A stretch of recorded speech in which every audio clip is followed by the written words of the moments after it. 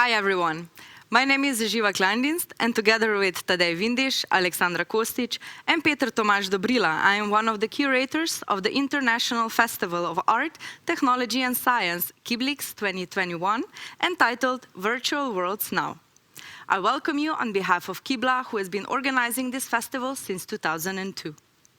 In line with KIBLA's long-term research focus on XR technologies and art in scope of RUC, Network of Art and Cultural Research Centers, and considering that the past year has probably been the most virtual year we have lived so far, the key question we're asking for this festival edition is what are the virtual worlds now? Today, I have a pleasure to introduce an artist talk by Varvara and Mar, an art duo established in 2009. Varvara Guljaeva and Mark Canet are currently hosted by the DDTlab in Trbovlje in scope of the RUC Art Residency program. The artists will introduce their artistic practice and speak about their current research in the fields of robotics. The talk will be moderated by an art critic and curator, Irena Borić. For the Q&A, I welcome everyone to use the chat on the right side of this screen, where you can post your questions and comments, and the moderator will read them on your behalf. Irena, Varvara, and Mar, the floor is yours. Thank you, Živa. Varvara's and Mar's presentation. But before that, I would like to briefly introduce them. The thing is that you have already participated within KIBLIX Festival back in 2010, which I found it's interesting to come back, especially on this occasion. And as a duo, as Živa mentioned, they are founded back in 2009, and they are inspired by their work is inspired by digital age, and they are often corresponding and reacting to social changes and technological era. Particularly, they are interested in artificial intelligence, kinetics, participation, and digital fabrication. Both of them are have actually quite a lot of degrees, but I will just mention some of them. So Varvara holds a PhD from Estonian Academy of Arts, and she has done a dissertation from interaction to post-participation, the disappearing role of the active participant, which I hope we will also be able to tackle within their presentation and their talk. And Mar also has acquired a degree in art and design from Barcelona University, and game development, computer game development from University Central Lancashire in UK.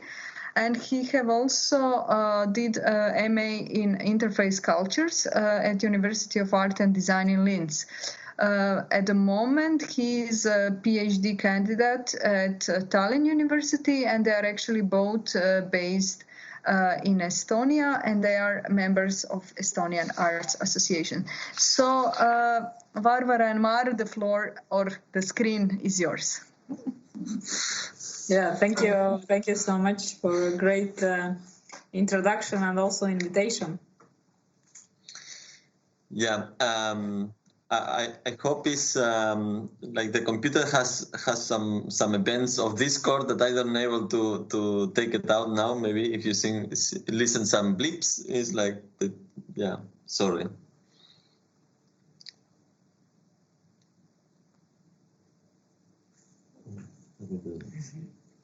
So our screen is shared. We can start presentation. Okay. Yeah, we prepared, like, since you already heard that more than 10 years ago we were in KIBLIX, so we are not so young anymore. And we had done quite a lot of works meanwhile, and also before KIBLIX, so we had definitely to select some, and where our selection was based on, I think, recent works and also what would fit to the topic of maybe machines, robotics, what we are kind of here working in Trbovlje at DDTlab.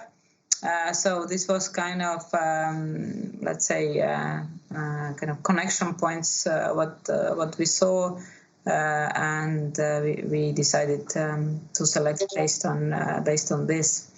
So, but let's get started. So as at the beginning also was a nice introduction about the virtuality and the virtual worlds, and I guess none of us got untouched by this extraordinary pandemic situation, so especially also artists, and telling this is, I think we also are kind of, it feels like a miracle to be now in Trbovlje in the residency, because most of the year actually we spend doing all kind of virtual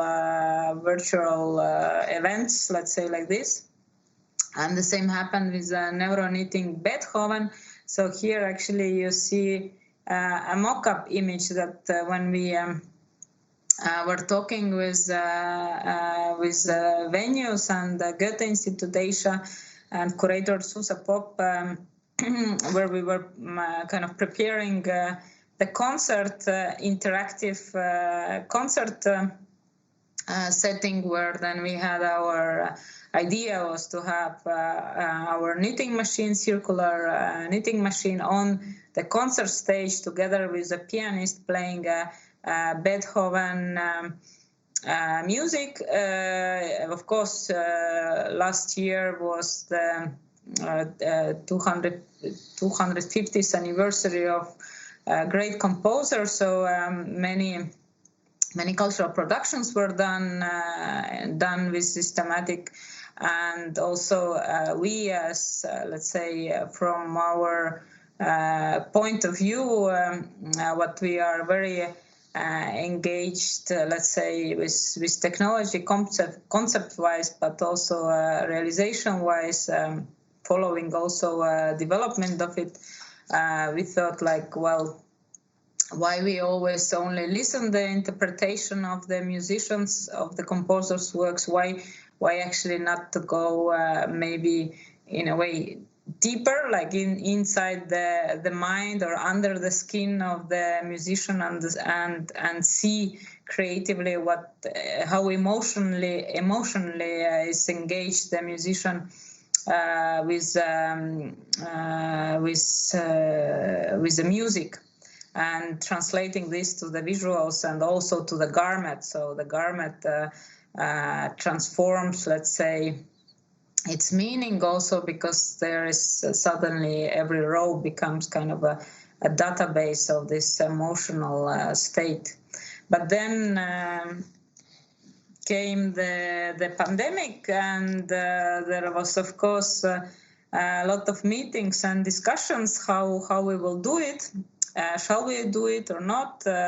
And luckily, we decided still to go forward, because also, if you are 1 year producing the project and then it's just cancelled, this is very, very sad. So our interactive concert, our interactive data concert was transformed into a telematic interactive format, and luckily I think we didn't lost much. I mean, of course it was transformed a bit, the idea, but the concerts they took, and of course first the tour was planned like with 7 different venues, and then it came down to 2. It was Hong Kong and Seoul. And in both places, there were also a physical concert where then we shipped our computer and EEG headset for the pianist and or also the monk, and the computer for doing the visuals and also sending. We are kind of like a data traffickers, no? As trafficking the data back to our studio, when there was a knitting machine.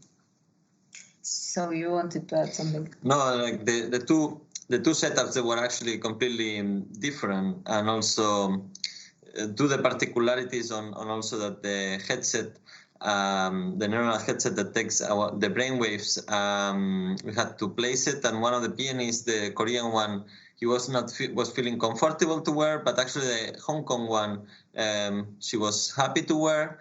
Then we had also two different performances, one with a monk in the stage with the neural headset listening to music, and in Hong Kong was the pianist who was wearing the EEG headset. Yeah, so just to explain briefly the setup before we show the video.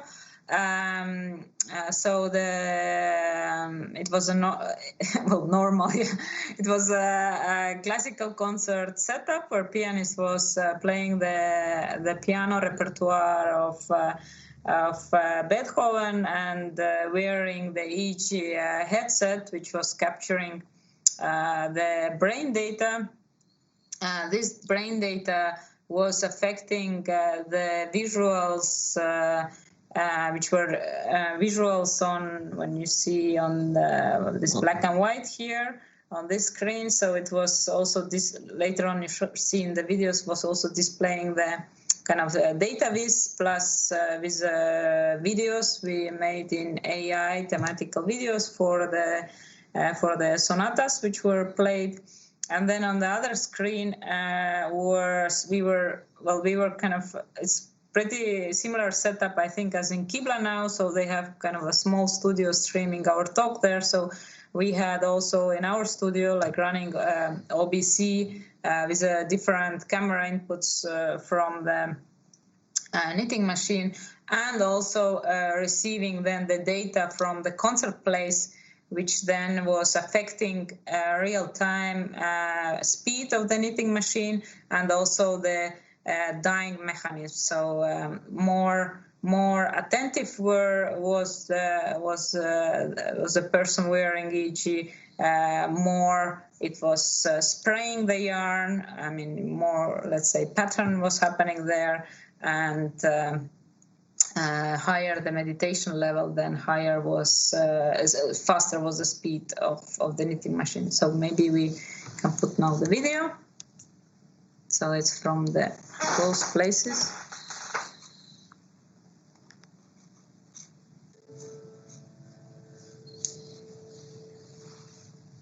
So this was Hong Kong.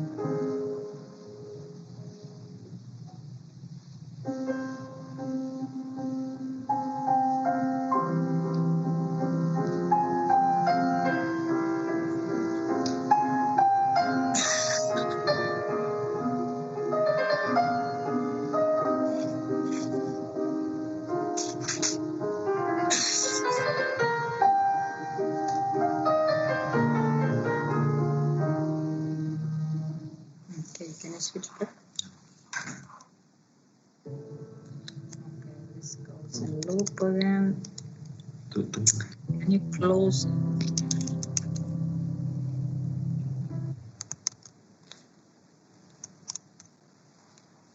Okay. Well, yeah, I hope you understood the idea behind. Wait, just on this we don't look. We just stop this. Yeah, well, from where came this idea? Actually,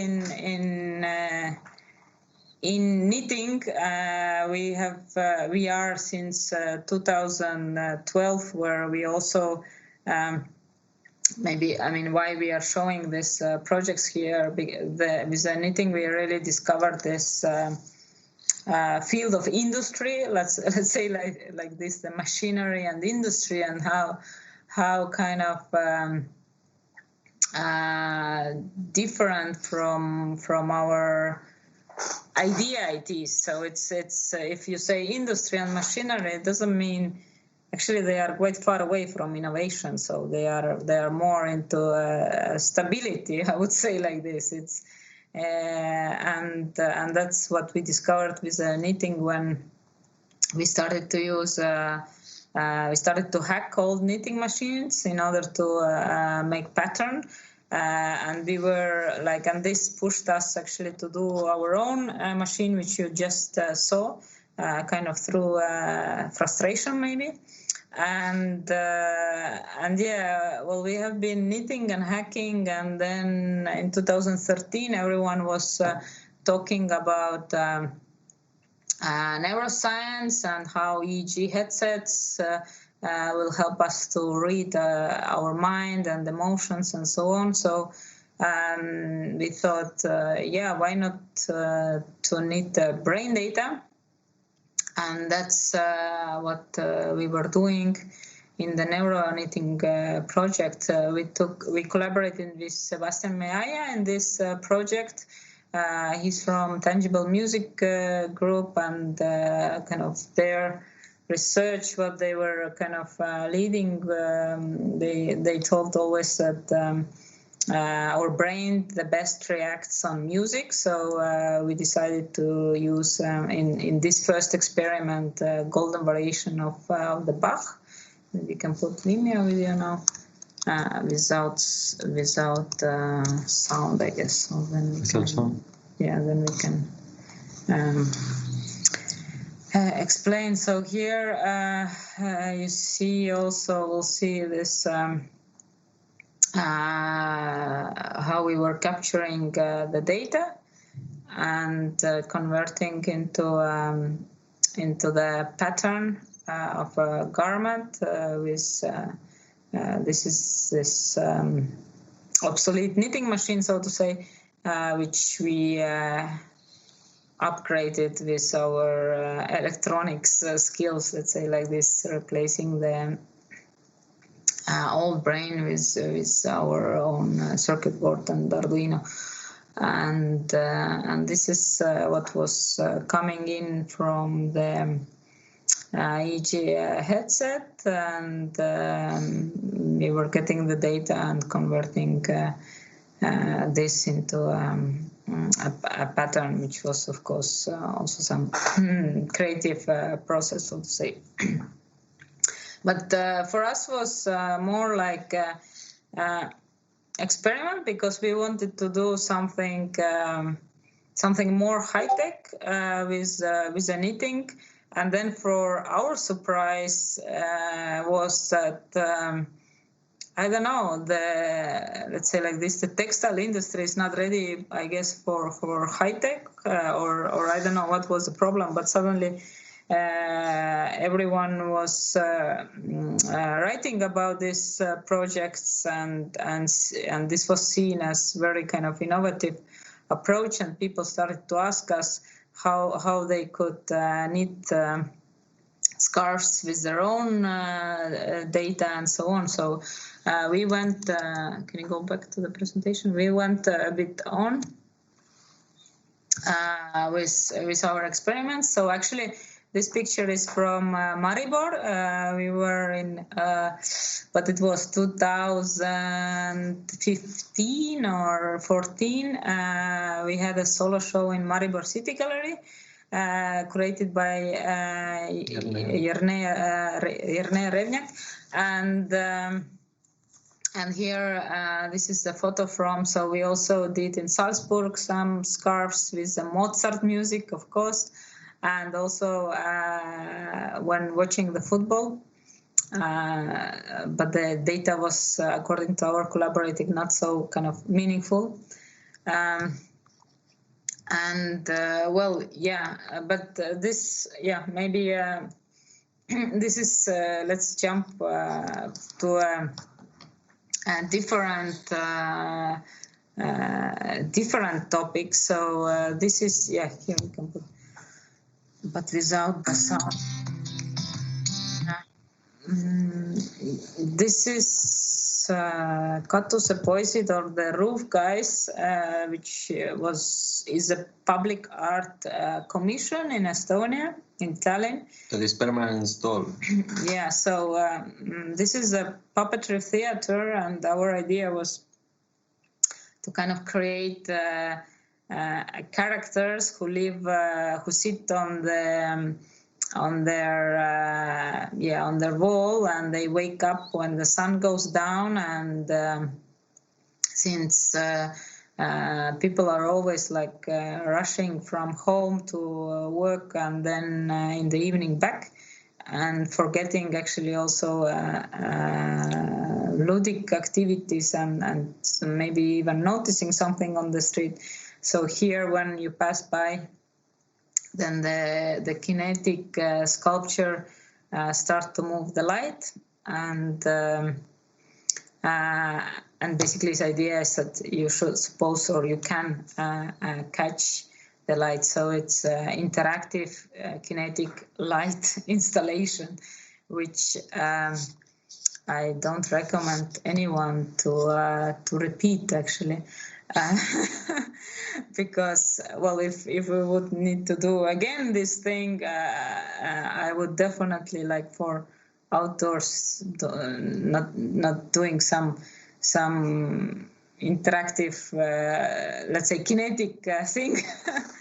Which has many accesses to move. It has all the electronics inside the head. Means any time we need to do some maintenance, or when we were setting up and we were like I don't know, like testing and redoing, we had to mount on this mount many times. And also, well, when you work outdoors, and especially in Tallinn, where we live, that is very up north, and in winter is very often minus something, minus 20, for example. Yeah. Then working in these conditions are not the best. Yeah, and actually when we were doing this roof guys, we were not thinking about robots, but when our daughter saw this, then she started to call us robot artists, because, yeah, probably it's very like Robocop-like features, which if you compare to ARM robot, actually they have pretty similar axis movements, because here we can show you also. So, and this is kind of simplified drawings, what's inside and how it's supposed. Basically, move the neck and move the lamp. Well, the body and the lamp, and has different sensors and so on. So this was in our studio. We were producing one, and actually it's quite funny funny afterwards. But when you are working with, let's say, commissioners, then sometimes, especially these maintaining companies, they think that.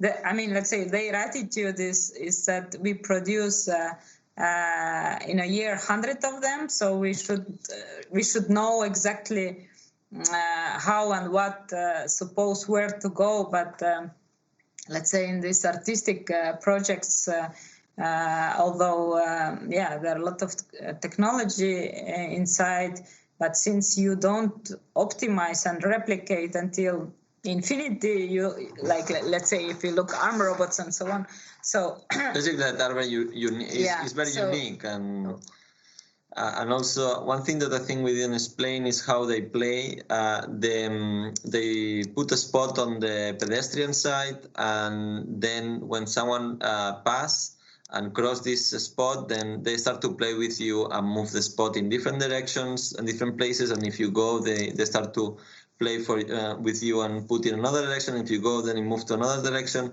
and like they get tired, and then they close the light. And yeah, this is kind of this ludic interaction that they have programmed.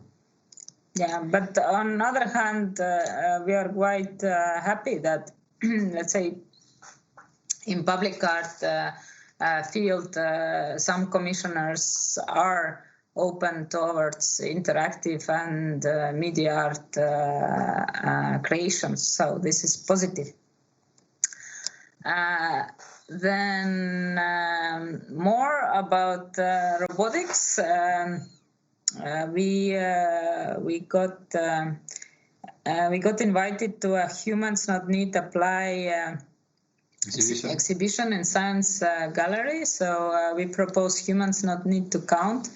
And this exhibition was talking about humans and robots in the labor market. So it's a quite like well-known fear, I guess so, especially in the Western culture, that robots are here for taking away our work. And as we 3D printed the robotic hand, and the only thing what it's doing is just doing one movement, pressing tally counter where somebody passes by, and this way we actually we replaced a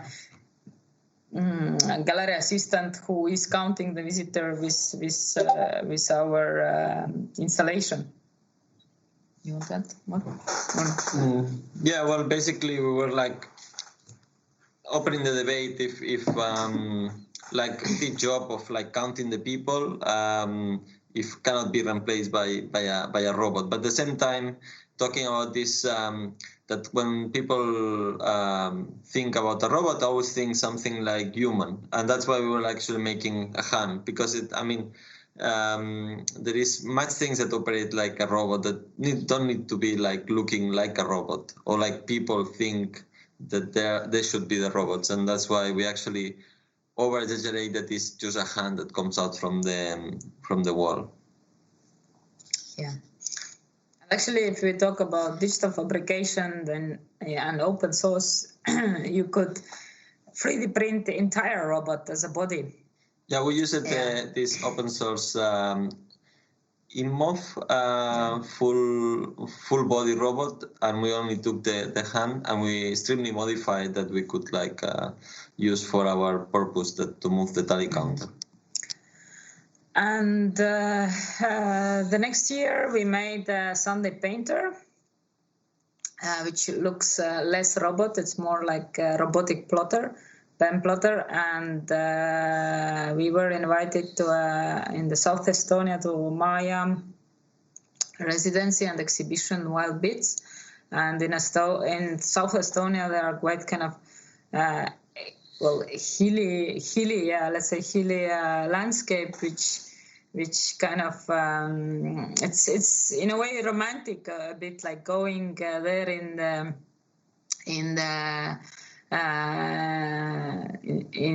the summer and painting landscapes, no? And also, since we are artists and really often we are asked, so what do we paint? And then we have to always disappoint that we don't really paint. Then we thought, like, okay, let's make a robot who will paint for us. And this robot was then painting the view in front of it. And also, well, later on, actually, we can come back for one comment. 2 times here, okay. And to show you also some one of the latest works and also to bind this robotic topic with AI, which has been our late interest also. ENA was done in collaboration with Roger Bernard, who was a theater maker. During pandemics, ENA went live on Teatro Lliure in Barcelona on their website, where it was kind of public chatbot. Well, basically, like you might know that during the pandemic, like theaters, they didn't have any. They were not basically doing theater. Still on and off. Depends of the lockdowns and so on. But in April, there was completely shut down in Spain. Means the theaters they were closed, and there were no place to display in their website. Means actually was quite unusual thing. And then somehow we proposed this idea that we will take over the homepage and we will install some experimental theater that will operate 24 hours and end up being 2 months because originally it was 1 month.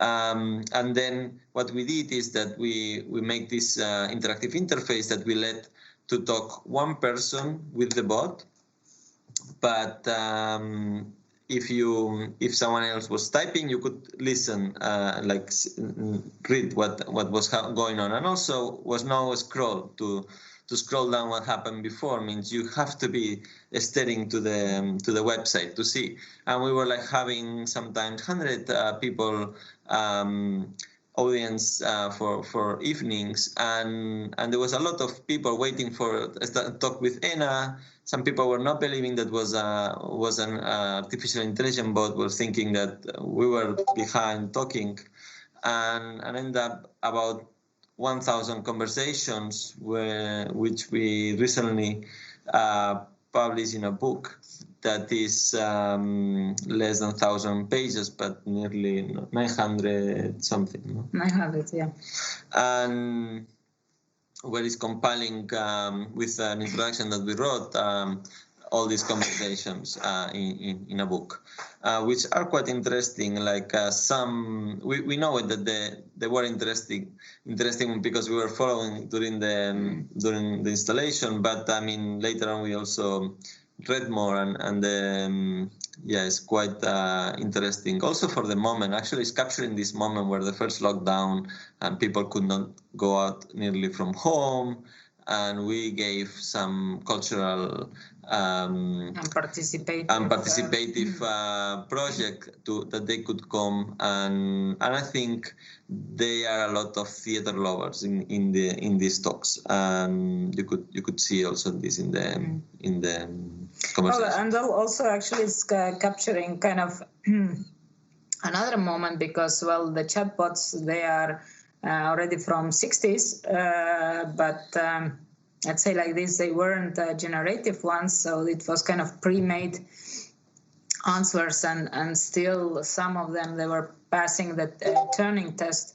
But nowadays, with AI, there are these generative chatbots using newest technology, which is really able to surprise kind of humans, how kind of a rich or funny or even stupid conversation you have. So you kind of in a way is this book is also capturing this moments, and also this kind of a testing situation where in a way humans or participants, they knew that machine is on the other side, but still it's the conversation is kind of also between desperation and irony in a way, because there were many also desperate people trying to escape their loneliness from home in a way, and also we wanted we were very grateful for this commission also, because suddenly, like, because the question is like when cultural institutions shut down their physical doors, like what is like how still to continue to program, right? To offer some program to the people. So does really cultural institution end with the physical walls? So this is kind of a question, and sadly, actually, we could experience that many institutions' walls really ends with the physical ones. So there is also, and I think there are also a lot of discussion about this, how also all this funding and budgets, they are kind of not flexible, and they are kind of a bit like dinosaurs, like slowly moving to a certain direction, and when it's understand that it's a wrong direction, then it's really slow to turn away. So I think that, like, I think with all this change and lockdown, we discovered many weak points, I guess so. And if you ask us like what we are doing now, so when we showed you before here in residency, when we showed before the Sunday painter, which was painting, because artists supposed to paint, then we discovered actually here that when artists work with robot, then robots supposed to paint or draw. So definitely, first thing what we were kind of when we came here, we were figuring out like, okay, let's see how is possible through let's say computer means make the robot arm to draw, but then. We also are planning to do something different than just using the pencil. But yeah. And if you have questions, we didn't kind of uncover everything, to have also some discussion and hoping for active participation from the audience, that we are not really talking alone here with ourselves.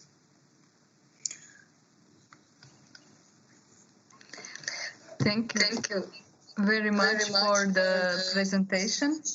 It was really nice to hear all about these works, and I know you have much more other works in different directions, but still I really appreciate the ones that you have discussed a little bit. So now I would maybe just before we take some questions from the audience, maybe I would just like to ask first. So for me, it's interesting that you're a tandem, you're an artistic duo, and in that sense, collaboration is something that is basically intrinsic to you. So I'm just curious, because you're working so much with technology, I wonder how much you have to, do you learn everything by yourself, for example, like how to use certain open source program, or do you program it, or do you also collaborate with others? Well, most of the things we do by ourselves. And Mar is very skilled. Oh my God, you can talk. Yeah, I mean, I normally I program the things, and I learn new things, and also Varvara is doing also a lot of electronics and PCBs and 3D modeling. I mean, we share a little bit, like we divide the skills, even like.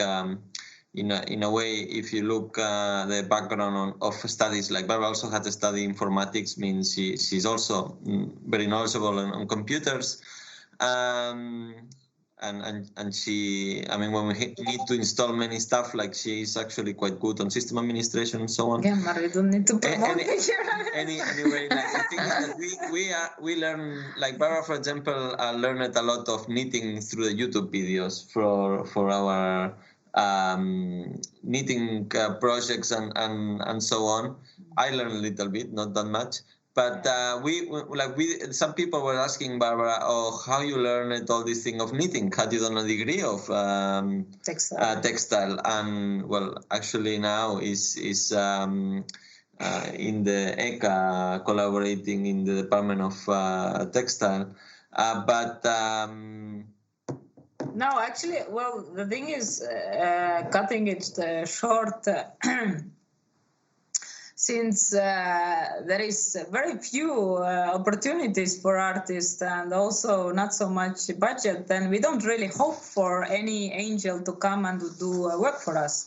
So we normally we do and we find the way ourselves, since we kind of don't really repeat much. So our learning curve is pretty steep.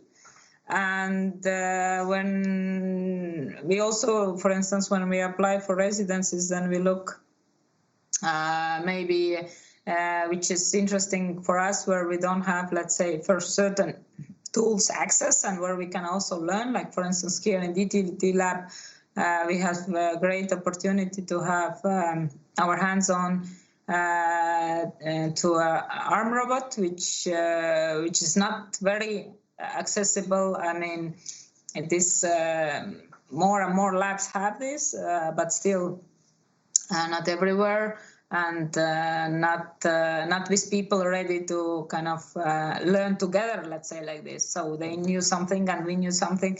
But I think also, like adding to what Barbara is saying, that every new project we are learning new things, and we actually sometimes we enter in endeavors of very complicated stuff sometimes to learn in for one project. I mean, here, for example, we are learning quite in deep to control this Yaskawa robot, and I think we even help to the lab to learn in new ways. I mean, also because I found new library to control the robot, and we are. I mean, I'm very fluent on writing code. Means I was like writing new pieces of code with Python for doing stuff with the robot. And but if you are asking if we have a big production studio who does stuff for us, we don't have.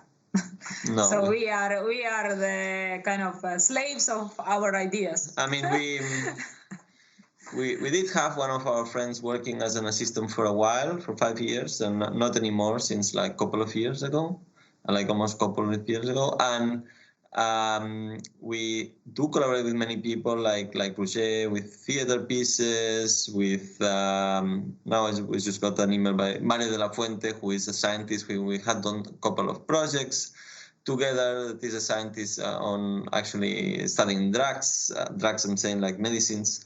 And we did some more projects, and but they're all like collaborations. But this is what I was interested in, because in a sense that you cannot, I mean, it's very difficult to cover all these fields because you are really tackling a lot. With metal, we have one collaborator in Tallinn when we need to, like, we build several projects in metal, and we collaborate with him, that he kind of welding our ideas. Even we actually ourselves also try to learn ourselves a little bit of also welding, but not for like when we have to do the entire project. Like we saw this Catuse Poesis, like that was a lot of work, and actually not that much work, this one, as precision work, like the Catuse Poesis. We have another one that is a 5 meters metronome that takes the wind and transform into ring. That was like much more welding and so on, because that was big and it was a lot of soldering points, and but not so much precision like the Catuse Poesis was. So for example, also one topic that is very big for you, it's also like the topic of data, and you're actually tackling this issue through many works within your practice. So I would be curious also with this neuroknitic project, like for example, why was it important for you to kind of, because like what you are doing with it, it's kind of, you kind of play with it in a completely unexpected ways. But on the other hand, making it very visual and very present, something that we are maybe not even aware of. And I think that's quite interesting in the context of big data and surveillance capitalism and so on. And these are some of the themes that you are anyway tackling. So I'm just curious about maybe like how did you start to be interested in doing something with that, and then how this evolves through your projects? I think that how we started to be interested in the brain interface was, first of all, because we were doing this hacking of the knitting machine, and we were because we had real-time control of the knitting machine, not actually the circular one that you saw, like the one that we had flat on the other video, and we wanted a project that showed the kind of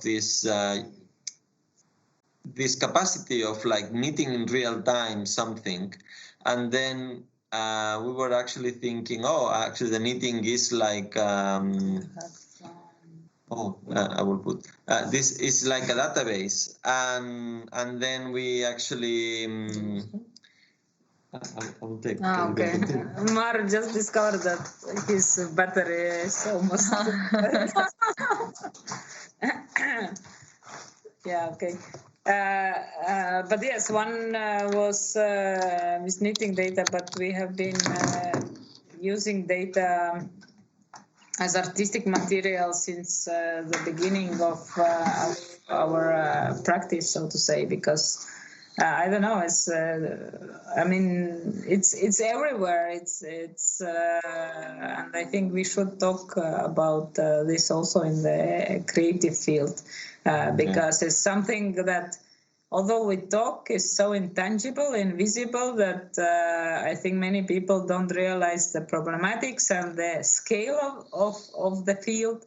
So we really are kind of exploring. We try to make it tangible many times. Like for example, in the brainwave with knitting is one way actually, because we actually storing your emotions into knitting, and then it's like a database that is physical. And the same with I don't know if you saw on our website, we have cans that we actually store our personal data, and actually we sell. And we have different products, and that's again a new way of making physical something that is actually, it has materiality, but digital materiality, and we also sometimes do the workshop of this data shop, and when people start to think how much data traces they leave on the everyday and in the long run is incredible. Like where your data is distributed and how many data points of view they have all these companies and governments and so on. Yeah, well, I think in general we engage with lots of, let's say, this post-digital topics, which since they are somewhere on the cloud, then they are so abstract in a way, and we kind of try to find the form or the visual manifestate visually this. I mean, the same what happened with Ena, like why we made the book, because all this kind of activity and relations, what was happening on the screen and just seen for some minutes and then stored in the cloud. So it's and the amount of it, like even if you tell like, oh, I have there, I don't know how big file, nobody really kind of perceive it. Nobody really perceives. So, but when you really kind of hand bind it into a kind of thick brick book, then let's say the whole story gets totally different dimension, so to say. But at the same time, we could actually think about this as the same topic as you just mentioned, that is actually data collection. And imagine if this book will be, I mean, we will have written this book to make 900 pages. That will be like an incredible amount of work. But the data capturing is so efficient that you could make a book like this, like just like people talking nonstop, and that's actually, it could be only from us. Like if you look the chats of Facebook or like Skype or any of these services that we use every day, we could actually, there is some artists that had done this kind of books of like I remember Clara and Diego did this books of their, I think it was WhatsApp messages, and they were actually not a book, but actually a lot of books. Means we don't understand the scale of the data that they're capturing from us, I think, and that is like equivalent probably of like big libraries if you will print it, I'm saying. When it comes to Anna, I found it very interesting also all the programs that you have used. For example, also this GPT-2 and different. And I'm curious about how did you came, like these are the programs that you need to use, and also I wonder how was it functioning, like. This was open for a certain amount of time collecting data and making conversations, or how did it actually? It was working 24 hours. It is actually the technology behind is not GPT-2, it's Dialog GPT, which is based on GPT-2. And well, now in September I start my PhD in actually artistic practices on AI, and yeah, well, basically we were investigating what is the best to use and how to use, and actually we did even a little bit of an innovation that we put memory to the conversation, and the memory lasts for some sentences before, but then if you store it more, then it became too complex that the bot will start to give some kind of strange answers, very strange answers. But and also you can configure in a way, for example, in this kind of models they call temperature, that is how creative they are. Means we also have a setup in a quite the right level that it still makes sense, but that is very creative. And yeah, everyone when it try, actually it was like, oh, it's really interesting because it's a generative one. It's not like there is no previous answers. But this GPT-2 algorithm, it's kind of, comes pre-trained. So this OpenAI who is behind it, it's basically they pre-train on all the internet content what is there. So it has basically all the data what they could get. It's fed into the machines, and then algorithms are trained on these models. I mean, what is happening now in AI is like what I call big AI and small AI, and what actually will happen is that artists probably will be like reduced to work with a small AI. Of course. And what means for me small AI is like any AI that are able to run in one machine, and and that is still like GPT-2 is able to be run it in one machine. It requires a gaming machine with a good like GPU, like we use the 2080 Ti with 11 gigabytes of graphic card, which is quite is one of, I mean, it was one of the best. Now they come the new series of 3000 of NVIDIA that are better, but that no one can get because everyone is bought by the crypto miners. But that's another story. It's quite interesting on this, and on the the artists now they're jumping into do AI creativity and use AI creatively and so on. But I mean, we are really reduced to one certain tool sets. But at the same time, it's interesting because like you see a lot of innovation going on now that even I am in one foot. I mean, I'm doing my PhD, means I am in the academia too, and there is a lot of attention on the academic world, on the art, and all these conferences. They have art track also, like gallery and so on, because the artists are in the forefront of the innovation on AI also. Because I think the AI is a paradigm because the AI, the code is the data that you fed. Means the artists are quite good on generating data, actually, like data sets, for example, like visual data sets and so on, much more than some of the scientists. Well, ideas too. And ideas too means there is quite a lot of feedback, like especially you can see it, for example, in all these models of images and so on, that the artists are innovating and finding new things on it, and I think I mean, look, in the beginning of the third wave of AI, when it was possible to do more interesting things. I mean, in the beginning they were doing like, oh look, Monet style or Picasso style painting. I mean, if there would be no artistic input, we will stay in this level. I mean, that's for sure. I'm also just one short question. So Anna's book, like who is meant to read that? Is it humans or is it machines? Good question.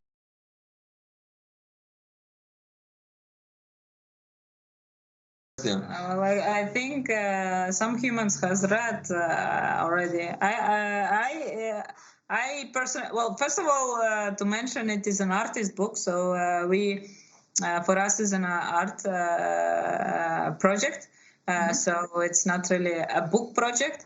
But definitely humans, yeah. And even to go in deep, like and talking about what we were mentioning before about learning things, like actually Barbara was in this case was like learning how to bind books, and then she did the series of it. Means it actually is not order. Yeah, I did a binding course for doing this book.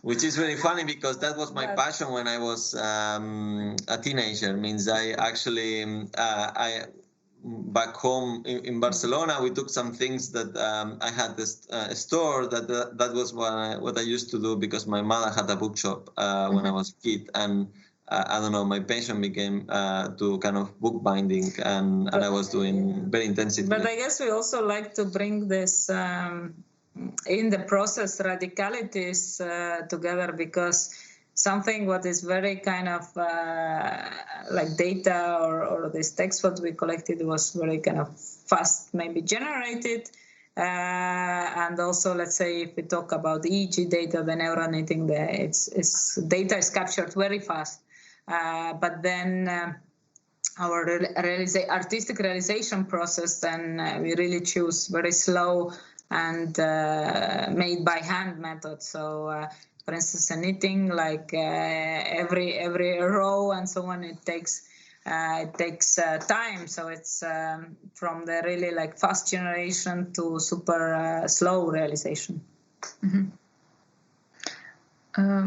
Okay, so now I would actually like to tackle the what was happening at the residency. You have been for 2 weeks now in Trbovlje at DDTlab, and there you actually were interested in the field of robotics, and I'm curious maybe if you can say, so how was it for you to be at the residency, and also like what are the plans, like what are the possible outcomes of the residency?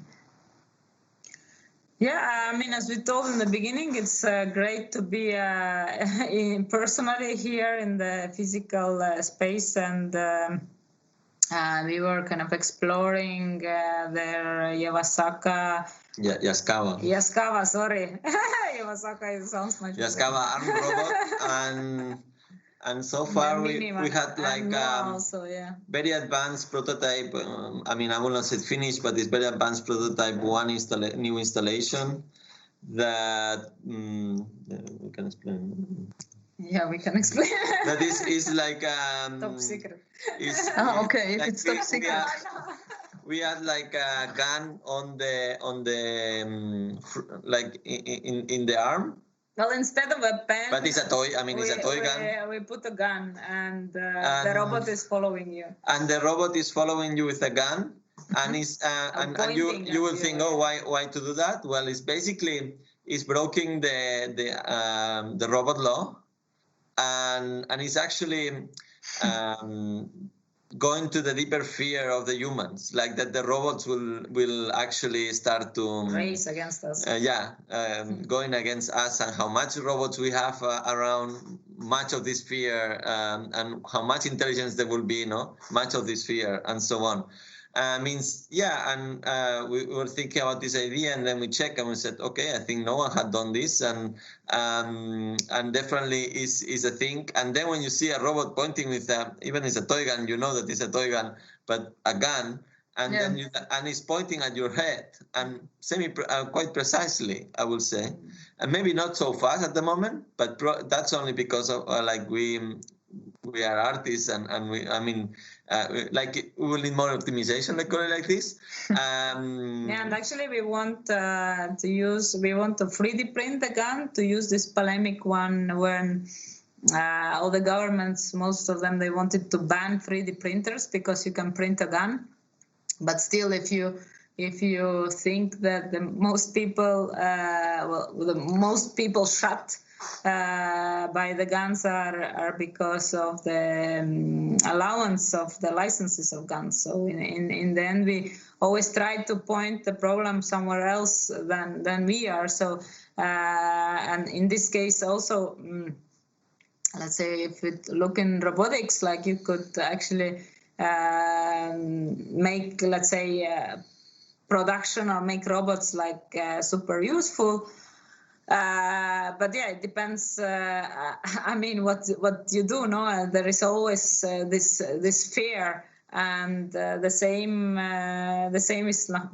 3D printed gun. But I think also this idea came because I don't know. Recently, I was looking. Well, I saw that, for example, Boston Dynamics in New York. It is being deployed by New York Police. The robot of the Boston Dynamics means it's going to be on service soon. They already are like test pilots. They're actually putting in the street, closing the streets and so on. Means the first robots like policemen will actually come soon and also, on the streets, because they're already buying and testing. It's a matter of maybe 1 year, 2 years. The military is also 6 months. I don't know. We don't know. And actually, even maybe the pandemic is actually helping that. Because like a robot is not spreading a virus, at least. I guess is the right moment to do something like this, that we have to be trigger some discussion. Trigger some discussion about that, and also experience-wise, I think it's something worth to experience, like that a robot is pointing at you, and you like. I think the first time that pointing at me, I was like, I just like someone is pointing at me, and it's not a person. Yeah, and then you have the feeling that you don't have a control, even though, like, I think anybody pointing at you, it's like you are kind of out of there. Also, it can be talked about another thing, that are the black boxes of the AI. Mm-hmm. That because the AI is not built on code and is built on data, there is like no one knows what is happening most of the times. They know that they were able to win Go, but they didn't understand some of the movements that he did for winning the Go. Means when then you put robots to police, I mean, there might be more strange things happening, but I'm not. Well, we already have robot soldiers. Yeah, and we know what is happening. Or Yeah. there is this thing that every time we go to America, Barbara gets like a pass and I get a cross, and we always like do like this joke that you will get a pass and I will get a cross, and it's actually always like this. And probably, I mean, this is like biases included in the systems too. That's another topic. But I mean, what I was more going on the robot is the more this thing of a little bit of uncertainty of the AI. What will do? I mean, in theory, it's trained to do one thing, but sometimes it does things like they don't expect. Like for example, that's what is the beauty of the uncanny of the GANs. Like most of the generation of images by AI with GANs, what is more beautiful is the errors, the mistakes that they do, not when they actually produce a perfect face image. Because when they produce perfect face image, you say, okay, you have to explain this is a real, like a non-real face, but actually we see as a normal face. I mean, sometimes when they have some strange mistake. But I mean, really, when it gets maybe more beautiful is this when it's just like doing very not abstract, but like a strange combination of things that we perceive as interesting. But when you are putting in a more logistical things like I don't know, giving them a gun, might become another issue. Mm-hmm. Wow. Yeah. Okay, I think we should slowly wrap up. I guess there was no questions from the audience. So then I would just like to thank you very much for this conversation and the presentation. It was really nice to have you here within KIBLIX Festival. And I would now like to go back to Živa. Thank you. Bye. Thank you, Varvara, Mar, and Irena for being with us tonight. And thank you to our audience who have been watching online. Join us again tomorrow at KIBLIX.org for a live stream of an audiovisual performance by Terra Nigra and VJ 5237 live. See you tomorrow and take care and goodbye.